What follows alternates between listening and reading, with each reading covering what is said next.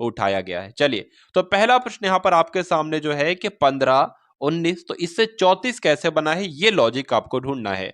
फिर उसी प्रकार आपको बता देना है कि 36, 26 से यहां पर प्रश्नवाचक चिन्ह की जगह पर कौन सा नंबर आ जाएगा, 126, 4 या 62 या 12। देखिए बात करें, अगर हम इसको घटाएंगे तो मामला नहीं बनेगा, लेकिन जब इसको हम जोड़ेंगे तो क्या बन जाएगा, 9 और आपका 5 कितना होता है, 14 होता है, जिस यहां पर 14 का 4 लिखा हुआ है।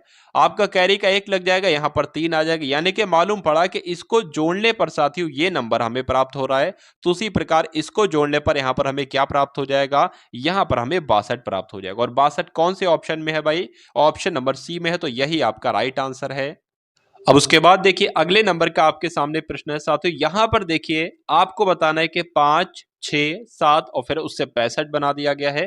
तो किस प्रकार ये 65 बना दिया गया है, उसी प्रकार 4, 3, 2 वहां पर आपका इससे 20 बना दिया गया है। तो 9 कौन सा नंबर यहां पर आएगा, उसको और इसको कैलकुलेट करके साथियों 45 यहां पर बन जाए।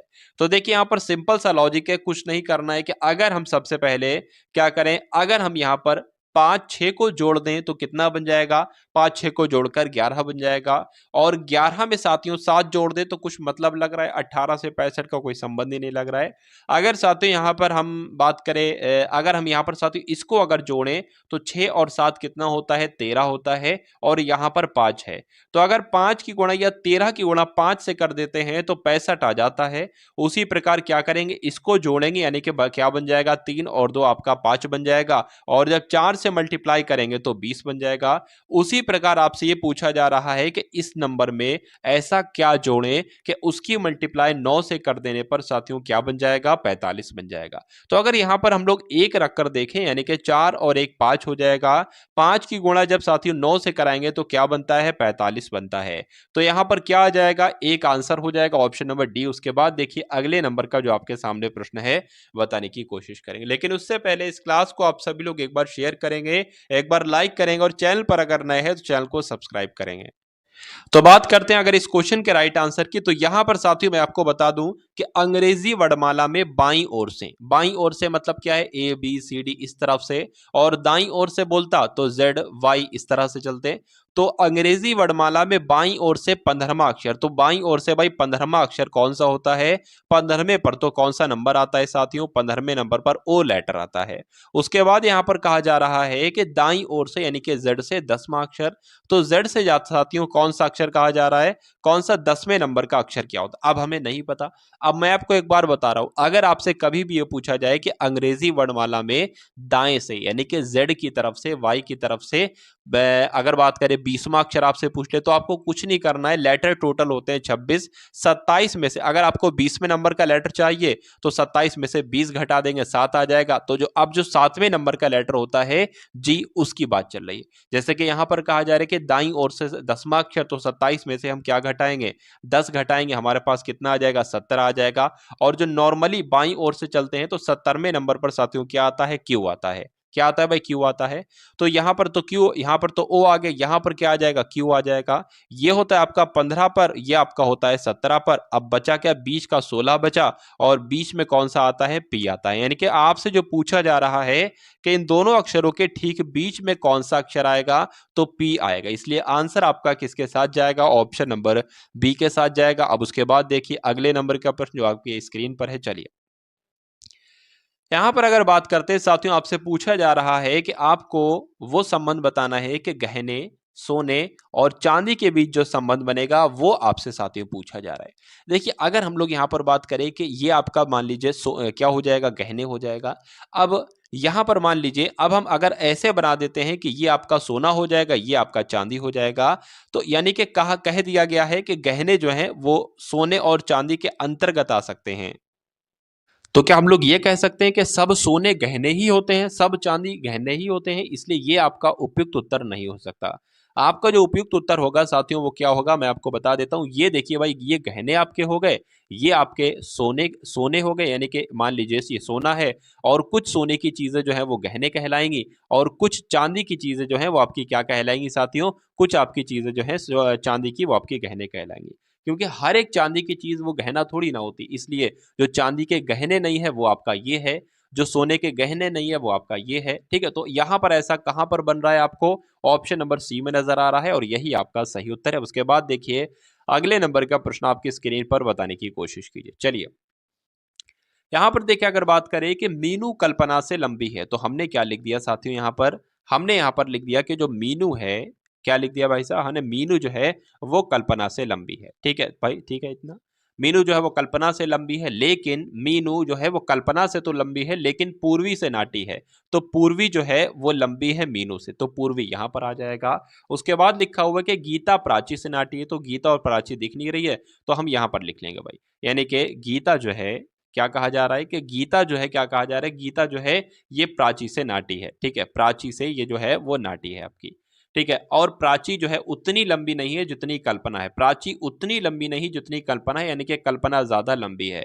अरे भाई कल्पना यहां पर भी तो लिखा होता, कल्पना यहां पर भी तो लिखा होता, तो देखिए कल्पना से छोटी प्राची है, तो कल्पना के नीचे क्या आ जाएगा, प्राची आ जाएगा, और प्राची से छोटी गीता है तो यहां पर गीता आ जाएगा।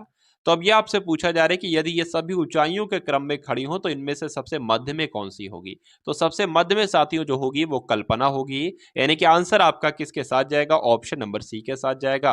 अब उसके बाद देखिए अगले नंबर का जो आपके सामने प्रश्न है बताने की कोशिश कीजिए, बताइए।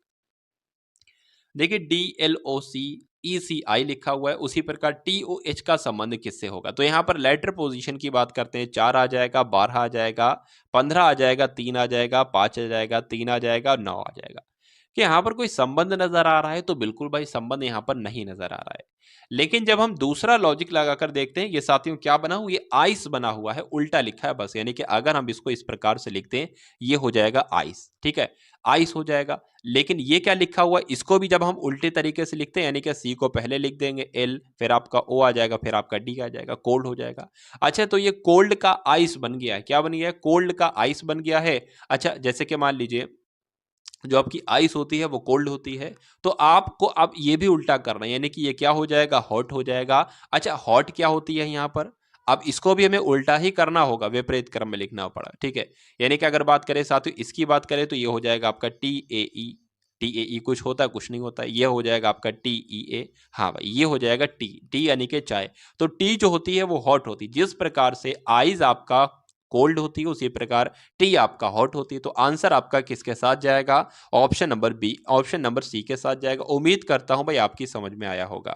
उसके बाद देखिए कि यहाँ पर रविशंकर प्रसाद की बात करते हैं, तो ये सितार वादक है, यानी कि ये सितार बजाते हैं। उसके बाद आपसे यहाँ पर पूछा जा रहा है साथियों कि बिस्मिल्लाह खां कौन है, तो बिस्मिल्लाह खां जो है वो शहनाई वादक हैं, इसलिए आंसर आपका किन के साथ जाएगा, ऑप्शन नंबर सी के साथ जाएगा। उसके बाद देखिए अगले नंबर का प्रश्न आपकी स्क्रीन पर है कि 112 से 448 जैसे बना है वैसे ही 221 से क्या बनेगा, बताइए भाई। तो बात करें यहाँ पर कुछ नहीं कराया गया है, यहाँ पर मेरे ख्याल से 4 से गुणा करा दी गई है, हाँ 4 से गुणा करा दी गई है, 4 एकम 4, 4 एकम 4, 4 दूना 8, तो ऐसे यहाँ पर भी 4 से गुणा करा देंगे, क्या आ जाएगा, 4 एकम 4 आ जाएगा, 4 दूना 8 आ जाएगा, 4 दूना 8 आ जाएगा। तो 884 आपका आंसर होगा, कौन से ऑप्शन में, ऑप्शन नंबर सी वाले। तो जो लोग भी यहाँ पर सी के साथ हैं बिल्कुल करेक्ट है। अब उसके बाद देखिए कि नरेंद्र एक लड़का है जो उत्तर की ओर 12 किलोमीटर चलता है, नरेंद्र एक लड़का है, मान लीजिए वो उत्तर की ओर कितने किलोमीटर गया, 12 किलोमीटर गया। फिर वह पश्चिम की ओर 10 किलोमीटर चलता है, पश्चिम की ओर चला भाई वो 10 किलोमीटर चला, और वह दक्षिण की ओर जाता है और वह 12 किलोमीटर साल से चलता है, 12 किलोमीटर हमने चला दिया।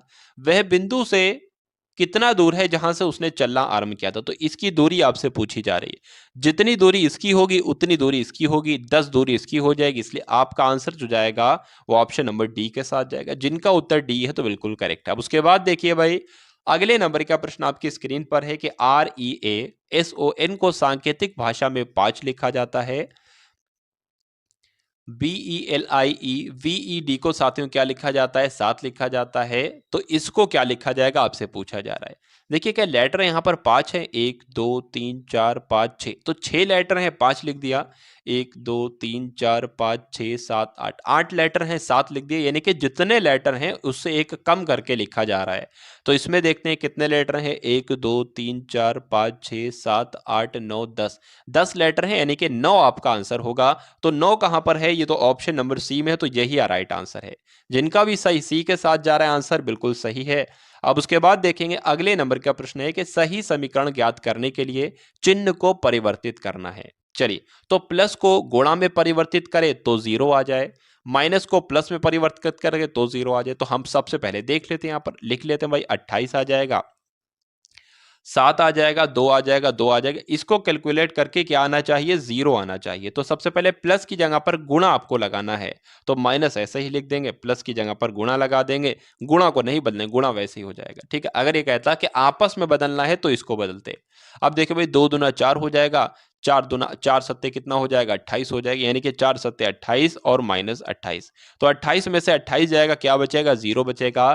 तो ऑप्शन नंबर ए आपका राइट आंसर हो जाएगा, ठीक है। चलिए, उसके बाद देखिए भाई अगले नंबर का प्रश्न जो आपकी स्क्रीन पर है, इस क्वेश्चन का आपको बताना है कि सही आंसर आपका क्या हो सकता है। चलिए, क्या होगा इस क्वेश्चन का बिल्कुल करेक्ट आंसर, एक बार बताने की कोशिश करेंगे आप सभी लोग। देखिए बी ए डी को यहां पर क्या लिखा गया, वाई जेड डब्ल्यू लिखा गया। इतना समझ में आपका आता है कि बी का विपरीत लेटर जो होता है वो वाई होता है, ठीक है। जैसे कि बात करें, ये आपका, ठीक है, ये आपका जो है वो शुरू से है, ये आपका क्या हो जाएगा 25, आपका 26, यानी कि जो आपका ए का विपरीत होता है वो जेड होता है, उसी प्रकार आपका बी का जो होता है वो क्या होता है, वाई होता है, ठीक है। तो बी का आपका वाई हो जाएगा, ए का आपका जेड हो जाएगा और डी का आपका डब्ल्यू हो जाएगा। उसी प्रकार से ये है, तो एल का आपको, यानी कि एल का विपरीतार्थक क्या होता है साथियों, आप सभी को मालूम होना चाहिए कि एल का साथियों क्या होता है, ओ होता है। ओ का क्या होता है, एल होता है। और वी का क्या होता है, विपरीतार्थक ई होता है। और साथियों वी का क्या होता है, ई होता है। तो आंसर आपका कहां पर हो जाता है भाई, ऐसा ओ एल ई कहां लिखा हुआ है, ऑप्शन नंबर डी में लिखा हुआ है। उम्मीद करता हूं आप सभी के समझ में आ गया होगा।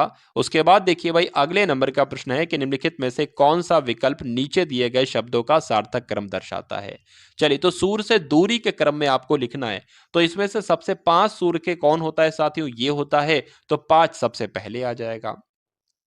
उसके बाद कौन होता है, शुक्र होता है, तो उसके बाद 3 आ जाएगा। उसके बाद साथियों अगर बात करें, बुध सबसे पहले, फिर शुक्र, फिर आपका पृथ्वी होती है सूर्य के पास, तो 1 आपका यहाँ पर आ जाएगा। उसके बाद साथियों यहाँ पर मंगल आ जाएगा, यानी कि 4 आ जाएगा। और फिर 1 बचा है दूसरे नंबर वाला, बृहस्पति आ जाएगा, ठीक है। सूर्य से सबसे दूर कौन सा ग्रह होता है, वरुण ग्रह होता है। तो 53 142 कहां पर लिखा हुआ है, 53 142 जो लिखा हुआ है वो ऑप्शन नंबर सी में लिखा हुआ है। चलिए भाई, उसके बाद देखेंगे अगले नंबर का प्रश्न। देखिए यहां पर कितने हैं भाई, 1 2 3 4 5 6 7 8 9, 9 है, तो मेरे ख्याल से 3 3 में बटेंगे, किसमें 3 3 में बटेंगे। अब आप देखिए भाई, अंत में क्या है, एम है, अंत में एम है, तो जाहिर सी बात है यहां पर भी अंत में एम आएगा।